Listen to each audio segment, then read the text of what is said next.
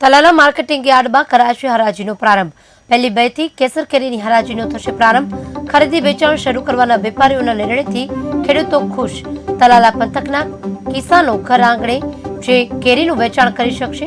ગત વર્ષ કરતા આ વર્ષે હરાજી 13 દિવસ મોડી છે। ગત વર્ષે 18મી એપ્રિલથી હરાજી શરૂ થઈ ગઈ હતી। 63 દિવસ ચાલેલી સિઝનમાં 11,13,540 બોક્સ કેરીની હતી આવક।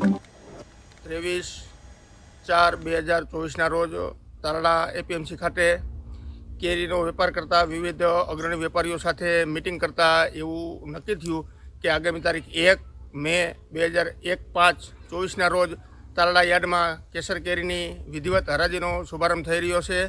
અને કેરીની વાત કરવામાં આવે તો આ વર્ષે કેરી ગઈ સાલની સરખામણીમાં ઉત્પાદન ખૂબ જ ઓછું। ગઈ સાલ 12 લાખ જેવા બોક્સની અંદાજિત આવક થઈ હતી। આ વર્ષે 5 થી 6 લાખ જેવા બોક્સનું અનુમાન છે અને ભાવનું પણ પ્રમાણ સારી રીતે જળવાઈ રહે એવું અનુમાન છે પ્રાથમિક।